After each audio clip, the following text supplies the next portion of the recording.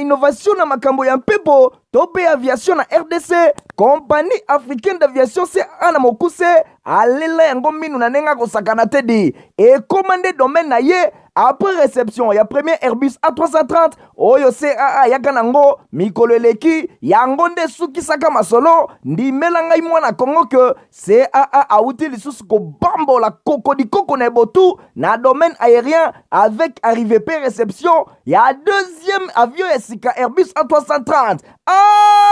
Airbus A330 deuxième frappe yango yo ya mokwake na mapate RDC ya boyebondi melangai ke mon côté na terrain po ezala nanu te et comme il est lontimba na nzuzi veut dire mapasa Airbus A330 ba avion ya mokwake ya liboso yaka yango yo bozwa lix eza nango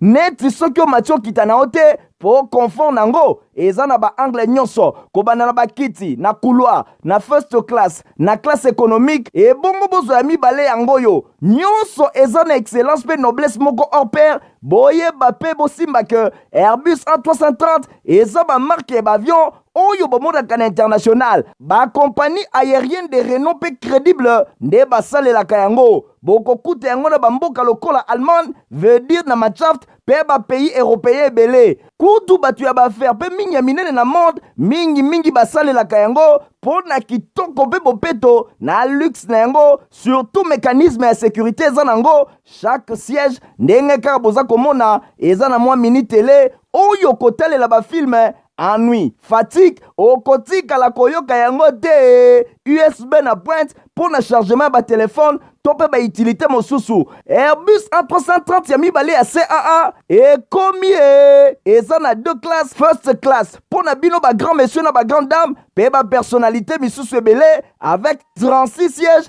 classe économique pe zali pour na bino bosalaka ba faire pe bato nyonso ba amoureux ba voyage avec 267 sièges mokoka sala voyage dans ba meilleures conditions ndenge nanu ezala te avec Airbus A330 ya mibale ya CAA avion ya sika oyo uti kokoma ekwei deja na mabele timba na nzuzi lelo mibale moko te na Congo bana Congo pe bapaya basepeli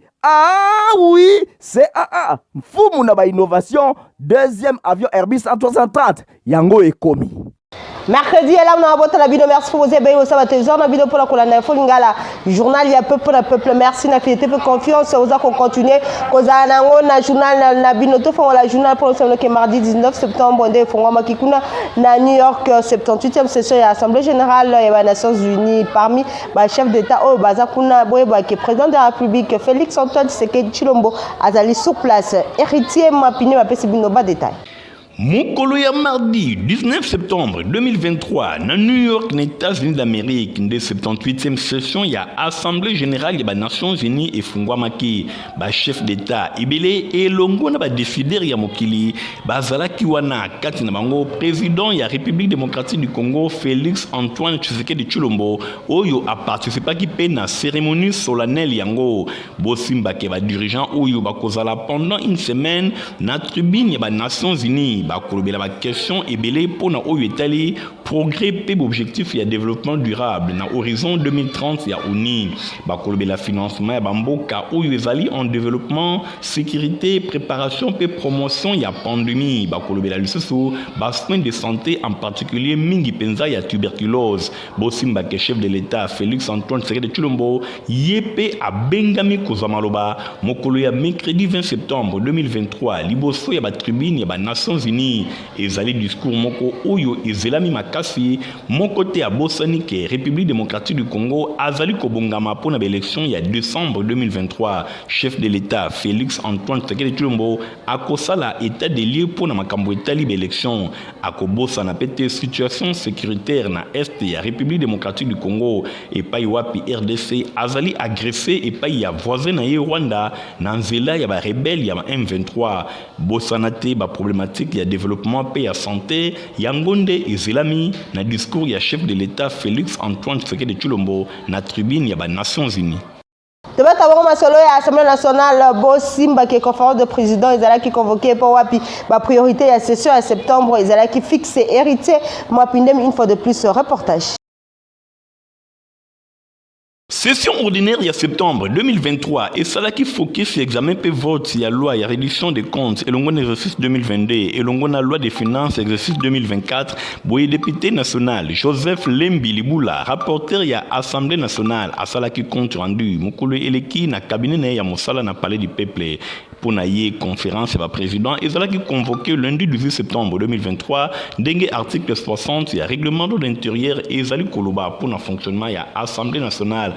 point ibélé et ça qui inscrit dans l'ordre du jour adoption il y a procès verbal il y a dernière réunion il y a conférence du président communication il y a président examen et adoption il y a projet il y a calendrier il y a misala il y a session il y a mois de septembre ndenge ezali observation technique ibélé d'ordre administratif et ça qui soulevé et décision ibélé et zwamaki bureau azali chargé il y a ça la suivi il y a exécution il y a décision nyonso et le ko esengeli ko retenir pour na beaucoup tani oyo session ezali bongo dernière session il y a législature oyo calendrier ya misala et kozala bongo mokuse par rapport à l'élection oyo kosalema le 20 décembre 2023 boyi bango ba pesi priorité na ba matière mosusu lokola réduction des comptes budget ya république pour l'exercice 2024 et quelques projets ya ratification ba échange ezalaki malamu bango nyonso bazalaki d'accord pour na adoption ya calendrier de manière plus pratique séance plénière ya mokolo ya mercredi 20 septembre ya ngwe kozala mingi consacré à l'adoption et à calendrier Oyo. Bongo Mokolo ya vendredi 22 septembre 2023 et kozala pe à plénière mosusu ndenge Joseph Lembi Libula atalisi pour la réduction des comptes exercice 2022 ndenge rapporteur ya Assemblée nationale Asukisaki Koloba.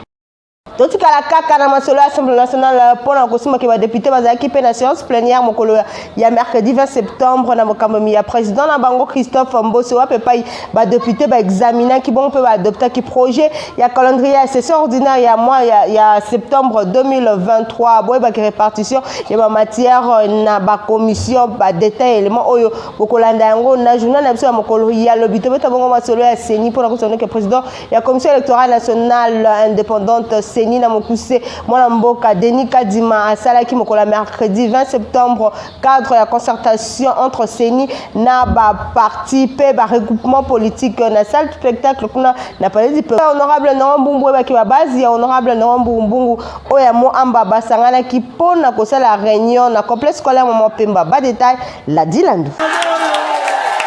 Base ya honorable Néron Bungu bazana fièvre et ba préparatif ya l'élection générale il y a le 20 décembre 2023 dimanche 17 décembre basi ya section Kisenso ya fédération ya Mo Amba bango nyonso basangana ki na grande salle ya complexe scolaire Mama Pemba na commune ya Kisenso ezalaki na cadre ya mobilisation et sensibilisation pour la prochaine législative bango bazwa ki ba initiative kitoko après avoir koyoka ke honorable Néron Bungu azali candidat na députation nationale pour la circonscription électorale ya Mo Amba pe provinciale pour la commune ya Kisenso na ville ya Kinshasa bosimba ke bokutani monene ezalaki bongo occasion pour la réflexion bayeba na kotala tala mingi na complexe scolaire Mama Pemba oyo esanzaki batu pamba te batu bayaki belé tomonaki présence ya madame Betty Yembu membre ya bureau politique ya Mfumwa Banga Moyo pe candidate na députation provinciale pour la commune ya Limité tomonaki madame Pascaline Mafuta présidente ya Ligue des femmes ya Mo Amba et basi mususu ya Valère ba permettre na présidente ya section Kisenso madame Jetou Pemba ayeba na ko inviter ba mama nyonso ya municipalité na ye bayeba na ko soutenir massivement double candidature ya honorable Néron Bungu na l'élection ezali koya azwaki maloba madame Betty Yembu appuyé discours ya présidente Pemba oyo asengi na assistance ba garder jalousement identité ya Mfumwa Banga Moyo leader na bango réunion oyo ezalaki bongo opportunité pour na honorable Néron Bungu ayeba na kopesa don ya maputa à travers base na ye basi nyonso oyo ba réponda qui présente ba bénéficiaire bango bazanga kité kotalisa esengo na bango pour na geste ya générosité oyo honorable Néron Bungu asali pe ba promettre ko soutenir ye na maponomi ezali koya Bungu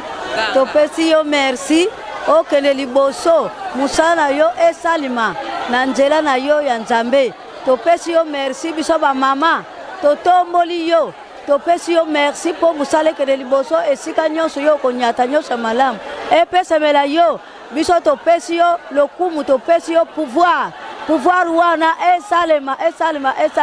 sepeli mingi kozala toute première fois bana na kota na ma famille ke nazwa kado ata natonga ata ro moko nalata makambo na ye ezalaka likolo yango nde nasepeli mingi mpuma banga moyo na masolo etali mpe lesote baki bandeko bavandi bongo na avenue Kikwit entre Makala mpe Kalamu baza kolela makasi baindemnize bango te na ndenge babukaki bandako na bango mpo batonga avenue Kikwit. Reportage Fabrice Lundombi.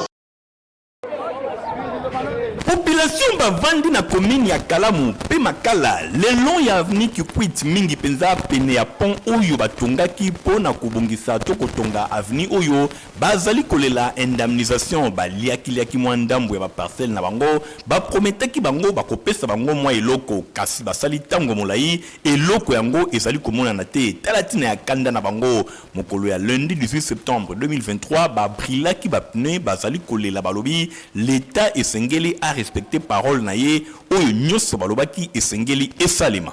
bandako na biso babukaki yango babuki bamura lopango bamususu bazalaki na bandako balocataire bamususu bazalaki na bandako kofandela bamususu bazalaki na baboutique ebukanaki donc de connaître dommage moko ya makasi c'est depuis mois de juin 2022 alors yango wana tomonaki ke lokola tozomona lokola toza abandonné tosalaki memo na biso oyo totindaki yango epai ya président de la république totindaki pe epai ya baministre na primature na gouverneur. Toi on a regret malgré chef de l'état de bonne foi il y a aussi la biso ouvrage toi déjà satisfait on te payer merci mais problème toza nango insatisfait na biso za na kani société oyo tokotana na bango na chef na bango alobi bapesaki déjà ndama mbongo na baninga oyo baza na ngambo kuna mais gouvernement provincial baboyi ko signer document les tozo interpeller na bakonzi na biso bazo diriger ville province ya Kinshasa c'est-à-dire Godem Poena Gentini Ngobila ba si sa dossier na biso ba signer document na Safimex et pesa bengambo yombongo po za la satisfait siko sima président ba baza sima na ye ba ko bebisa ye kombote oza koyoka po ye na minute peut-être ayoki te ayebi kaka makambo na nganyo twese sali nini esili goudron etika kaka awe esika na ngana totele miti esika wana baza koya kote ya goudron tala tokotika na ndenge nini mais makambo bat baso salelo to yebi te soki osinya ke reta bambongo depo opesi bato misusu bate pa boye basute bababa les salité le yo kolekana ni surtout so poleki na bapaya ikozala ndenge nini mouvement ezalaki malamu te na commune ya Makala pe Kalamu epai wapi population bazali kolela l'état azonga pona koindemniser bango kobongisa nzela ezali malamu kasi bandambo ba parcelle na bango oyo balia esengeli bamona clair. C'est à Teliba Clon Airbus A330 eza na capacité ya ko voyager bongo na ba condition ya kitoko. Reportage. Innovation na makambo ya mpepo tope aviation na RDC compagnie africaine d'aviation c'est ana mokuse alela yango minu na nenga kosakana tedi et commandé domaine na ye après réception ya premier Airbus A330 oyo CAA yaka nango mikolo eleki yango nde sukisaka masolo ndimela ngai mwana Kongo que CAA auti lisusu ko bambola kokodikoko na botu na domaine aérien avec arrivée pe réception ya deuxième avion esika Airbus A330 Airbus A330 deuxième frappe yango yo ya mokwake na mapate RDC ya boebondi melangai que mon côté na terrain po ezala nanu te et comme il est lontimba na nzuzi veut dire mapasa Airbus A330 ba avion ya mokwake ya liboso yaka yango yo bozwa lix eza nango neti soki o matio kita na ote po confort nango eza na ba angle nyonso kobanda na bakiti na couloir na first class na classe économique et bongo bozo ya mibale yango yo nyonso eza na excellence pe noblesse moko hors pair boyeba pe bosimba ke Airbus A330 eza ba marque ba avion oyo bomodaka na international ba compagnie aérienne de renom pe crédible nde basalelaka yango bokokuta yango na bamboka lokola Allemagne veut dire na Machaft pe ba pays européen ebele kutu batu ya baaffaire pe mingi ya minene na monde mingi basalelaka yango mpo na kitoko pe bopeto na luxe na yango surtout mécanisme ya sécurité eza nango chaque siège ndenge kaka boza komona eza na mwa mini télé oyo kotalela bafilme ennui, fatigue, okotika la koyoka yango te USB na pointe pour na chargement ba téléphone tope ba utilité mosusu Airbus A330 ya mibale ya CAA et komie eza na deux classes first class pour na bino ba grand monsieur na ba grande dame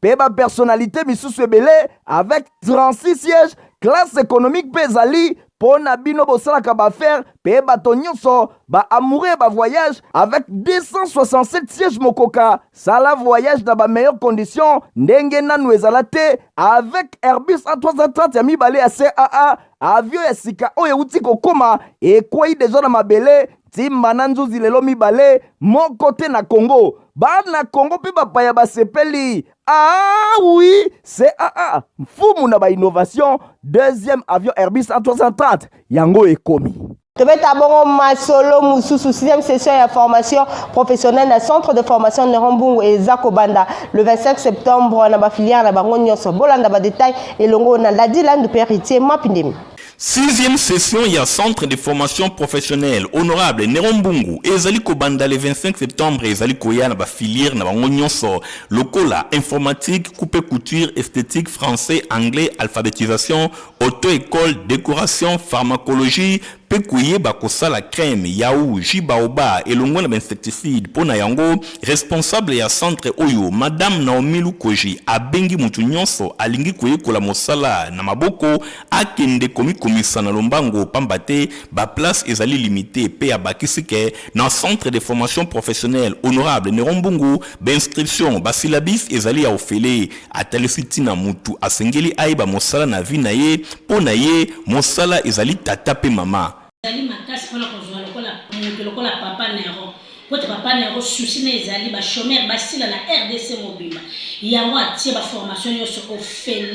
ofele na nyonso inscription silabis na yo yaka kaka ya kotanga pote musala eza papa na mama musala yango nde erandaka moto utile boya ebele baformation na biso ezali nyonso ofele boya papa mama leki mwana boya ebele boya kokomama ofele boya koyekola po motema malamu eza na papa Nerombungu yango atie nyonso ofele brevet tokopesa yo ofele nyonso tokopesa ofele yo yaka kaka ya kokoma ba inscription eza en cours boya ebele pote musala eza papa na mama soko yebi kotonga kosala suki komema mutuka koyeba kokoma na kotanga eza très important na vie ya mutu Bosimba Kebalakisi ya centre de formation professionnelle honorable Nerombungu bazali qualifié pe pratique et lenda kuna penza na ndenge ya kosakana te surtout pour na ba apprenant informatique coupe couture na pharmacologie oyo basala kana yango na ba atelier moderne ya fondation Nerombungu wapi epai ba machine ya couture ba ordinateur pe ba équipement ya laboratoire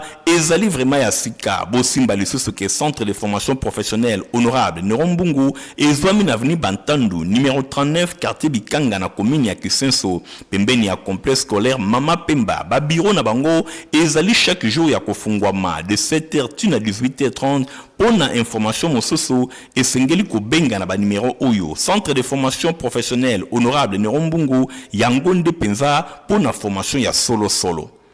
Kin Wifi eza internet ya qualité 5/5 na bandako na bino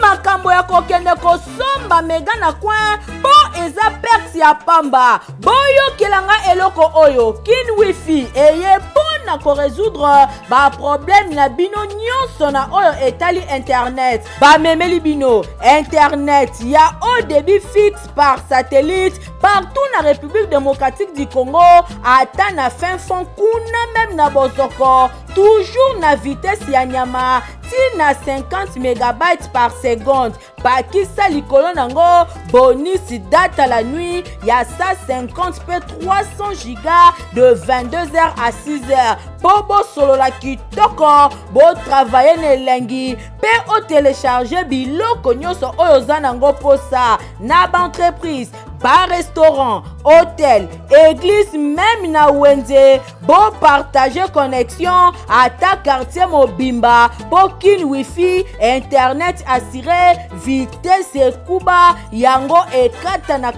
kate toujours intact. Bokamwe te o bo ba installation nango eza très facile et pas wapi ba installateur baza partout na République démocratique du Congo na kit complet nango mobimba. Ata oza na mboka, ata oza na Kinshasa, moyena antenne moko ya mokie na modem oyo boye, place nyonso oza na zamba, oza na forêt équatoriale, oyo kozwa internet na yo a partir ya parabole. Soko osombi antenne na yo bakoya koinstalle yo. Soko oza na mboka, oza mpe na baingénieur indépendant bazala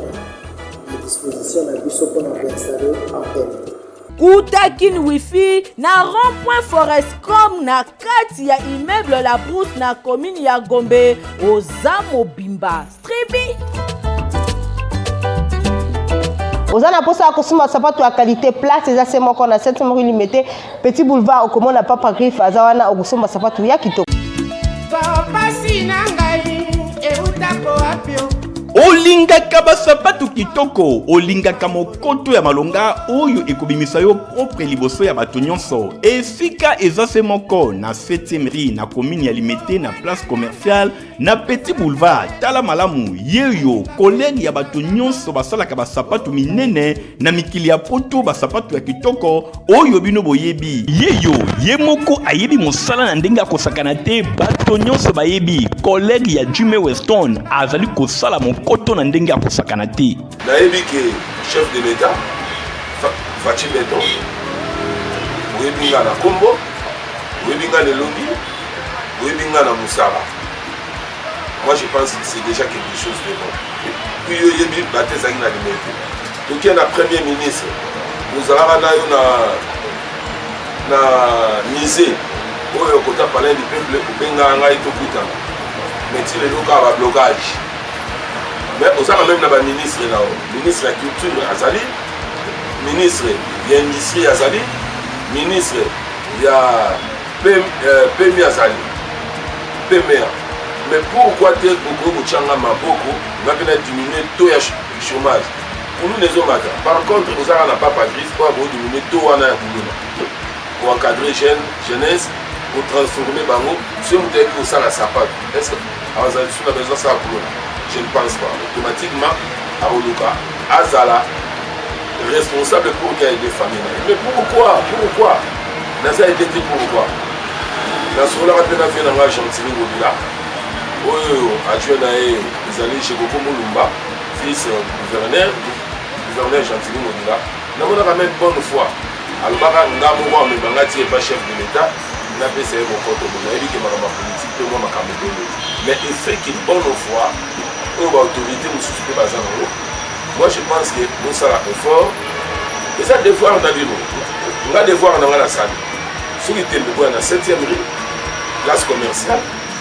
na Petit Boulevard place partie soit un peu monsieur on a la salle d'abord à quelqu'un pour nous dans la présence de la salle nous avons bien organisé dans ça avec Kanda nous sous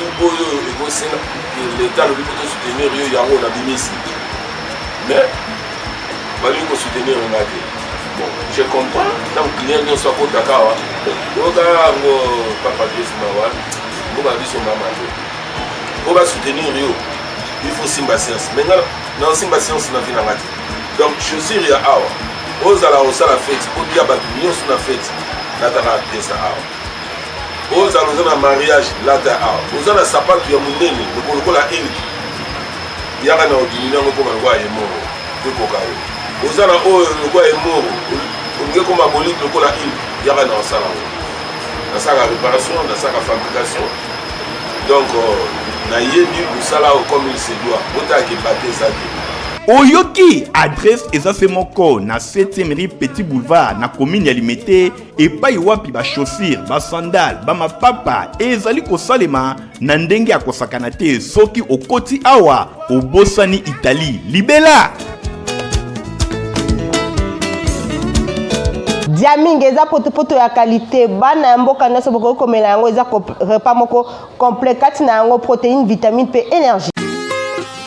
Une génération a une autre choix ya potopoto Diaming et tikali na top. Ngai nakolisa bana na ngai na Diaming. Bana na ngai pe bazali kokolisa oyo ya bango bakoko na ngai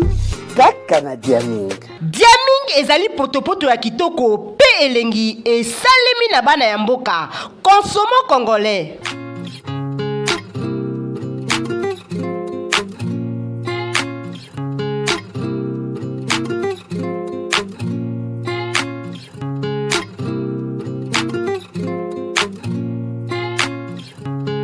Diaming ezali repas complet, protéines, vitamines, pe énergie. Eza possible que bana na bino bakola na intelligence pe bokolongono na nzoto. Lokola libota ya ngalfa oyo bazali kolia Diaming. To fidéliser mabota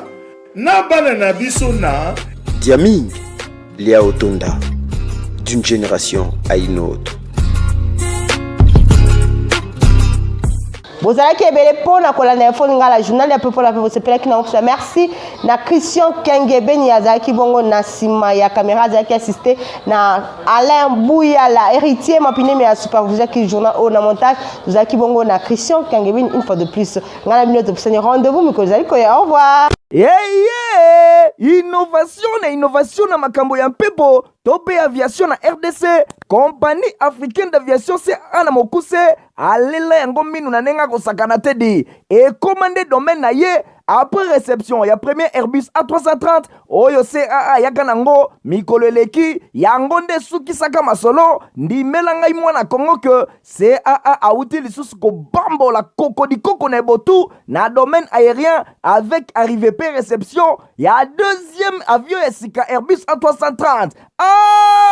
Airbus A330 deuxième frappe yango yo ya mokwake na mapate RDC ya boebondi melangai que mon côté na terrain po ezala nanu te et comme il est lontimba na nzuzi veut dire mapasa Airbus A330 ba avion ya mokwake ya liboso yaka yango yo bozwa lix eza nango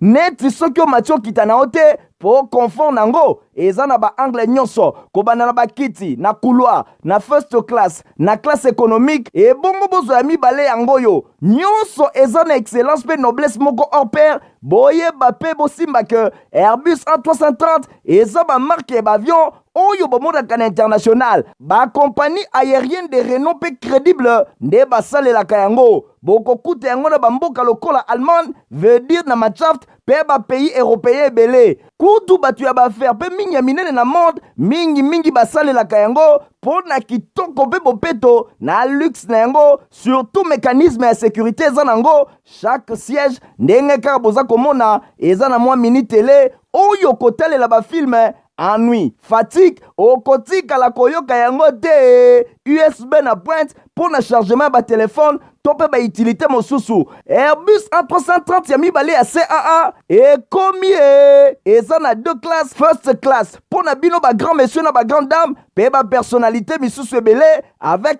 36 sièges classe économique pe ezali pour na bino bosalaka ba faire pe bato nyonso ba amoureux ba voyage avec 267 sièges mokoka sala voyage dans ba meilleures conditions ndenge nanu ezala te avec Airbus A330 ya mibale ya CAA avion ya sika oyo uti kokoma ekwei deja na mabele timba na nzuzi lelo mibale moko te na Congo bana Congo pe bapaya basepeli oui CAA mfumu na ba innovation deuxième avion Airbus A330 yango ekomi